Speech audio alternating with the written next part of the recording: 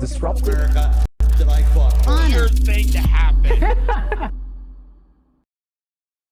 So I don't know if people may or may not recall this, but there was an investigation that the RCMP was about to do in the possible election collusion of here in Canada, the parliamentarian being involved with foreign entities that were interfering with the election process, primarily from China, Israel, and other foreign nations, involving the Trudeau campaign, financing the Trudeau charity, the foundation, and how that cultivated into kind of this collusion within governmental affairs.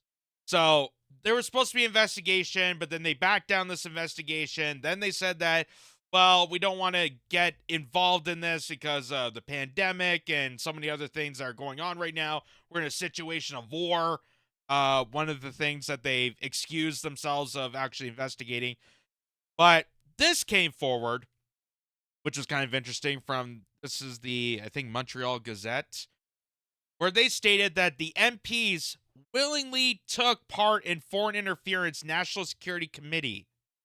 Canadian spy agencies produced a body of intelligence showing foreign actors cultivated relationships with both MPs and senators, reports say. MPs being members of parliament for those outside of Canada. That's pretty much like your Congress people or your representatives, if for those viewing in America.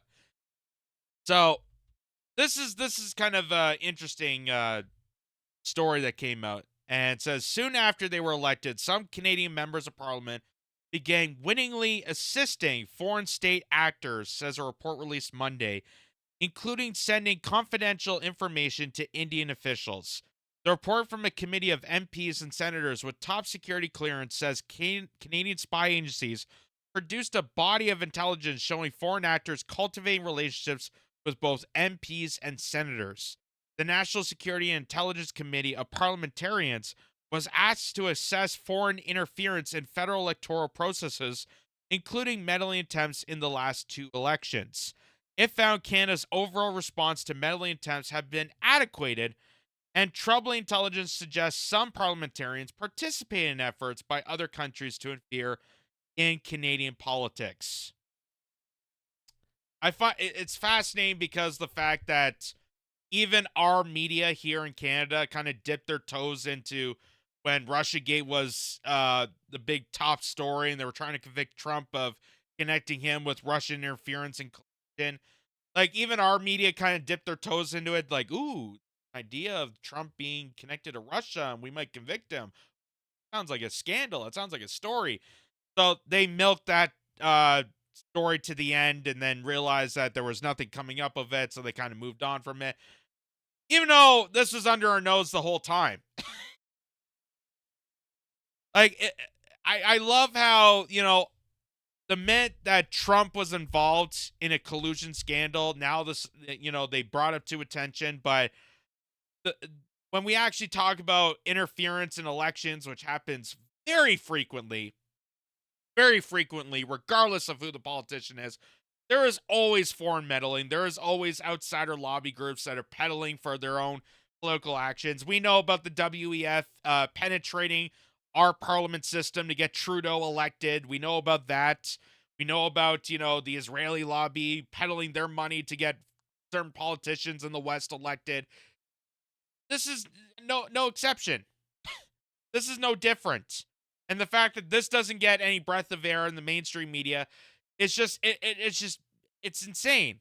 It's bastardizing on the notion of trying to track down actual interference that's threatening democracy. It found overall, the report cites what it says is a particularly concerning case of an unarmed MP who maintained a friendship with a foreign intelligence officer. It says then member of parliament sought to arrange a meeting with a senior intelligence official in another country and proactively gave the intelligence officer information that was provided in confidence. The committee concluded the government still has not implemented an effective response to the problem of foreign interference, even though it has done the necessary policy work and gathered the intelligence it needs. It found that foreign countries conducted sophisticated and pervasive foreign interference, specifically targeting Canada's democratic processes and institutions occurring before, during, and after the elections, and in all orders of government. China and India are the most active perpetrators, the report says.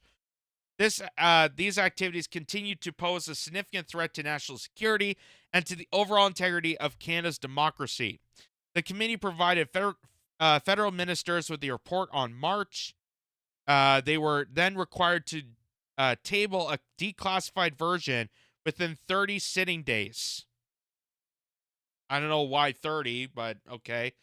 Democratic Institutions Minister Dominic LeBlanc said in a statement that the government disagrees with aspects of the report, including how pieces of intelligence were interpreted.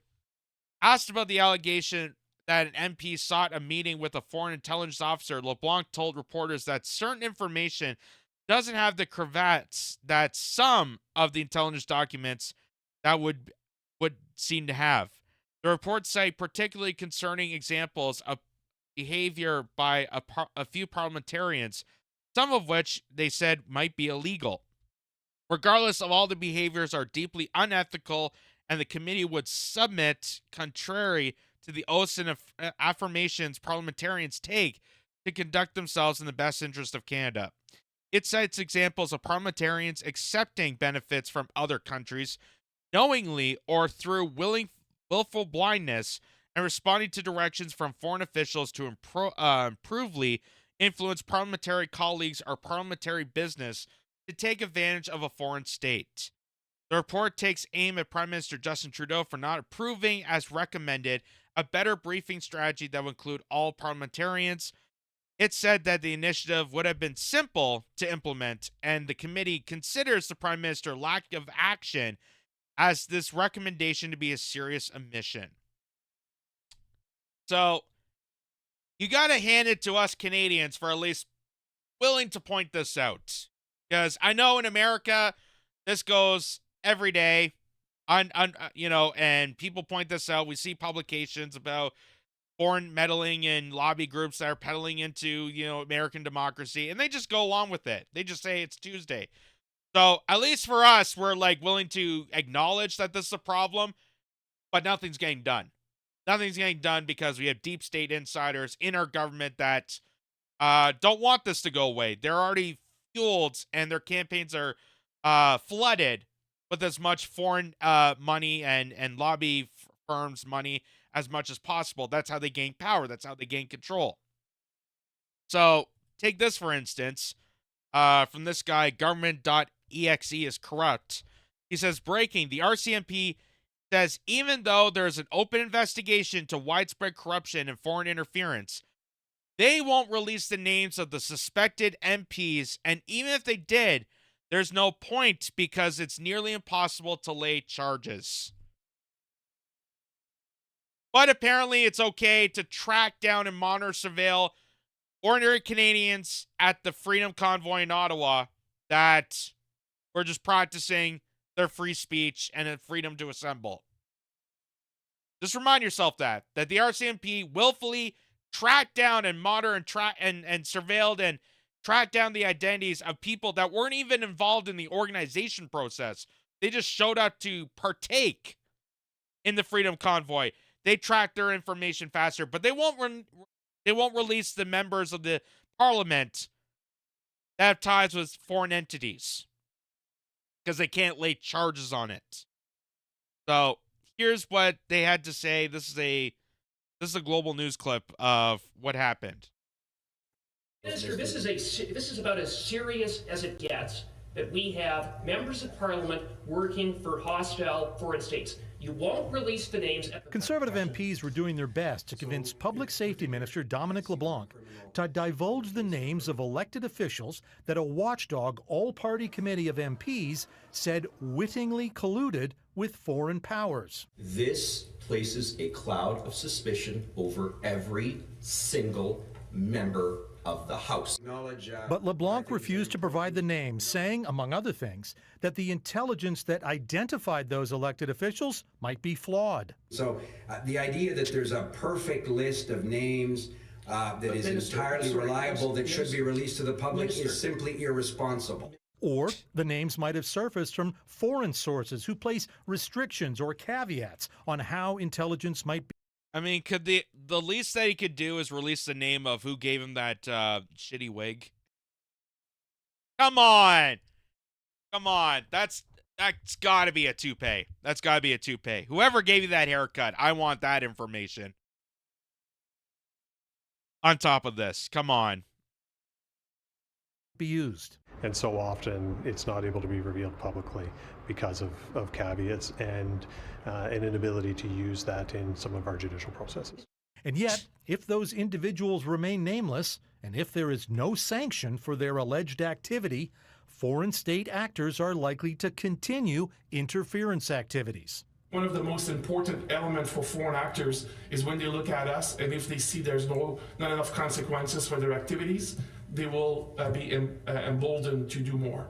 In fact, CSIS and the RCMP said today that even if these elected officials could be publicly identified, current laws on colluding with foreign governments would make it almost impossible to charge them. So, the rundown of this is our hands are tied. The law is way too powerful to actually criminally charge the corrupted politicians that acceptantly got this money. So it's just going to continue on. We're just going to have to let the criminals be and just play as whim.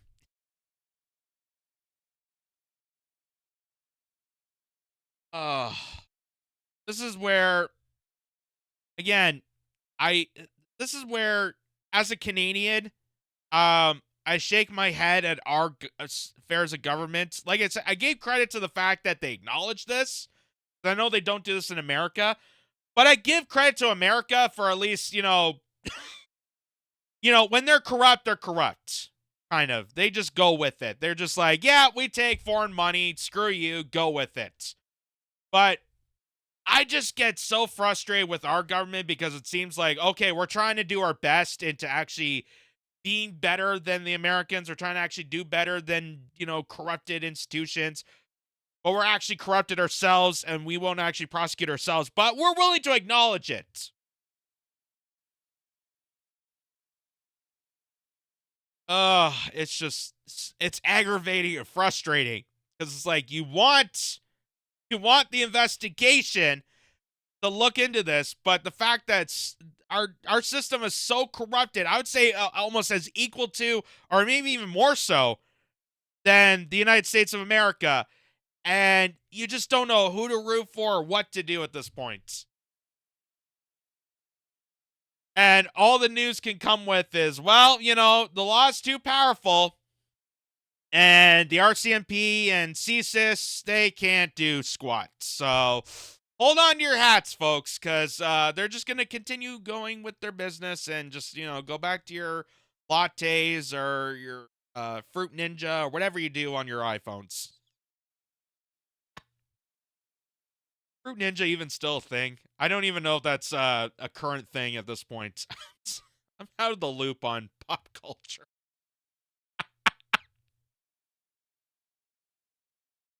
Wow.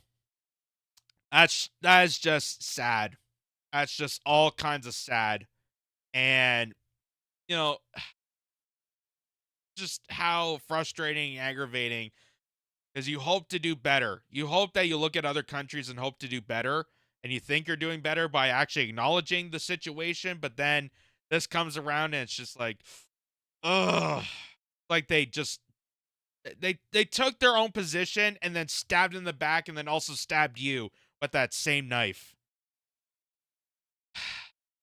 Because they're not even gonna try to prosecute anybody. It was nice that they acknowledged it, but they're not gonna do jack squat. Which maybe it's my fault. Maybe I jumped the gun a little too fast on it, thinking that something was gonna happen of this when, typical fashion. Nothing's going to happen. It's us versus them. We live in an oligarchy, and they're just going to keep screwing our asses no matter what it takes. This is brought to you by Ground News, the versatile news app and website that gathers all the world's media on one place and allows users to compare coverage. Ground News gives you the access of thousands of sources worldwide, allows you to see the media blind spots, and even gives analysis on the bias and factuality of those stories. Weave your way through the mainstream narratives, the corporate lies, and have total access to find complete information that you deserve. Click on the link below and get 15% off a subscription. Be critical, be informed, be ground.